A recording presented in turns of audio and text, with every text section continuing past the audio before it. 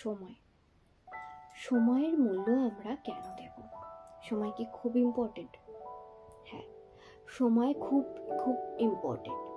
পৃথিবীতে যদি পৃথিবীতে অনেক পাওয়ারফুল জিনিস আছে, তার মধ্যে একটি পাওয়ারফুল জিনিস হলো সময়। ওই যে একটা কথা আছে না, সময় পরিবর্তন হতে সময় লাগে না, বা আমার যখন সময় আসবে তখন দেখে নেব, বা আজ ওর সময় না, ওর সময় যখন আসবে তখন ওকে সময় দাঁড় করে দেবে, বা সময় কথা বলবে। এই ধরনের নানা প্রবাদ বাক্য আমরা শুনে এসেছি ছোট থেকে। কারণ কি জানো তো, এই পৃথিবীতে যত কিছু হয় না, সব কিছুর কোথাও না কোথাও সময়ের সাথে কানেক্টেড। সময় ভীষণ পাওয়ারফুল। তুমি সময়কে দাম দিলে সময় তোমাকে দাম দেবে, আর সময়কে তুমি দাম না দিলে, সময়কে তুমি গুরুত্ব না দিলে, তুমি জীবনে কখনো উন্নতি করতে পারবে না, কখনো ভালো থাকতে পারবে না। সময় ভীষণ ইম্পর্টেন্ট একটা জিনিস। সময় ঘুরতে সময় লাগে না, তাই সময়ের সঠিকভাবে ব্যবহার করতে শেখো, সময়ের দাম দিতে শেখো। ওই যে একটা জিনিস জানো তো, এখন আমার পড়াশোনার বয়স, একটা 12-14 বছরের ছেলে, তার এখন পড়াশোনার বয়স। সে এখন পড়াশোনাটাকে বাদ দিয়ে জীবনে সবকিছু করছে, পড়াশোনাকে গুরুত্ব দিচ্ছে না। তার যখন 27-28 বছর বয়স হবে, 30-32 বছর বয়স হবে, তখন সে বুঝবে পড়াশোনার বয়সটাই কেন আমি পড়াশোনা করলাম না। তখন হাত কামড়ালেও সে আর সেই দিনগুলো ফেরত পাবে না যে আমি পড়াশোনা করব। আমাদের অনেকেরই বাবা মারা হয়তো পড়াশোনা করতে পারেননি, আগেকার দিনে সেভাবে পড়াশোনার চল ছিল না, বা পারিবারিক অবস্থার কারণে পড়াশোনা করতে পারেনি। তারা কিন্তু দেখবে প্রায় অনেকেই এটা বাবা মার মুখে শুনেছে যে আমরা তো পড়াশোনাকে গুরুত্ব দিইনি, তাই আমরা এখানে, এখন বুঝি পড়াশোনার মর্ম কি, তোরা অন্তত একটু মনটা দিয়ে পড়াশোনা কর, তোরা কষ্ট করে একটু পড়াশোনাটা কর, আমরা সব কষ্ট করবো, তোরা শুধু একটু পড়াশোনাটা কর। কেন বলেন? তারা সেই সময়ের গুরুত্বটা বোঝেন যে সেই সময় যদি আমরা পড়াশোনাকে গুরুত্ব দিতাম, বা সেই সময় যদি একটু চেষ্টা করতাম, আজ হয়তো আমাদের জীবনটা অন্যরকম হতো। দেখো, পড়াশোনা সবার মাথায় যে ঢুকবে তা না, কিন্তু পড়াশোনার যে সময়টুকু, সেটা শুধু পড়াশোনার সময় পেছনেই দাও। চেষ্টা করো, চেষ্টা করতে সমস্যা কোথায়? একদিন চেষ্টা করবে, 2 দিন চেষ্টা করবে, 3 দিন চেষ্টা করবে, 4 দিনের দিন সেটা তোমার অভ্যাসে পরিণত হয়ে যাবে। আর পড়াশোনার বয়সটায় পড়াশোনা করতে করতে তোমার যখন অভ্যাস হয়ে যাবে, তখন তুমি নিজেই ফিল করতে পারবে পড়াশোনার প্রতি আস্তে আস্তে তোমার মায়া বাড়ছে। দেখো, পড়াশোনার বয়সটা পড়াশোনাতে কাজে লাগাও, কারণ ওই বয়সটা পার হয়ে গেলে সারা জীবনেও সেই বয়সটা পাবে না। আর পড়াশোনা না শিখলে তুমি কখনো নিজেকে তৈরি করতে পারবে না। দেখো, এটা কথাটা হয়তো শুনতে খুব তিতো লাগলেও এটা বাস্তব যে সম্মান পেতে গেলে, একটা জায়গায় দাঁড়াতে গেলে, নিজের জন্য একটা জায়গা তৈরি করতে গেলে অন্তত ন্যূনতম পড়াশোনা করতে হয়, অন্তত কিছুটা হলেও বিদ্যা নিজের মধ্যে রাখতে হয়। তারপরে যে বয়সটা হয়তো তোমার কেরিয়ার করা, সেই বয়সটা হয়তো তুমি আড্ডা মেরে, ঘুমিয়ে, ফোন ঘেটে, এটা ওটা করে উড়িয়ে দিলে।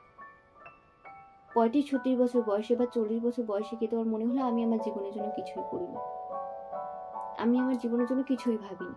সেই বয়সটা তো আমি হেলায় পার করে দিলাম, সবাই তো দাঁড়িয়ে গেছে, আমার তো কিছু হলো না। কেন হবে? তুমি সেই সময়টাকে গুরুত্ব দাওনি, তুমি সেই সময়টাকে কাজে লাগাওনি। সময় কেন তোমায় গুরুত্ব দেবে? যে বয়সটা কেরিয়ারের, বা যে বয়সটা কেরিয়ারের পেছনে খাটার কথা, সেই বয়সটাকে তুমি হেলায় দিন দিয়ে দিয়েছো।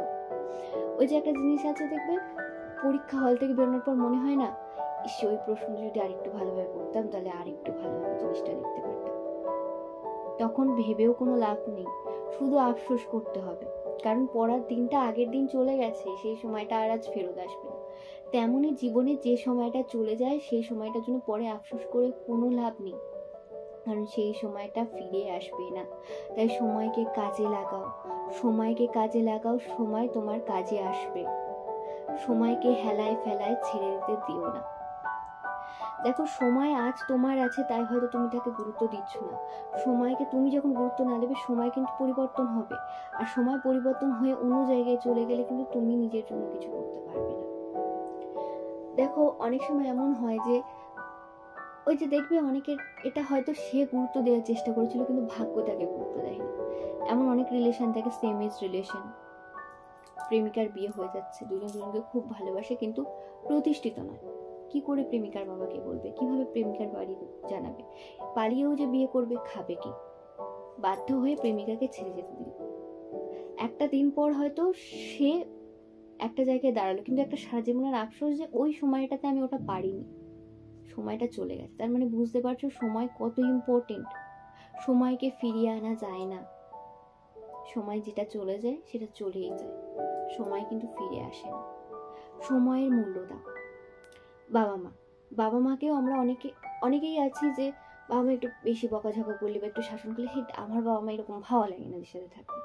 কিন্তু যেসব মেয়েদের বিয়ে হয়ে গেছে তারা জানে যে বাবা মা কি জিনিস। বিয়ের পর এসে মনে হয় যে মায়ের উপর চেঁচাতাম বা বাবার উপর এমন করতাম বা রাগ করতাম, এখন মনে হয় যে তারা কি জিনিস। বা যেসব ছেলেরা বা যেসব মেয়েরা পরিবার থেকে দূরে থাকে তারা বোঝে যে পরিবার কি জিনিস, সেই সময়টা কি জিনিস যে সময়টাতে আমরা বাবা মার সাথে ছিলাম।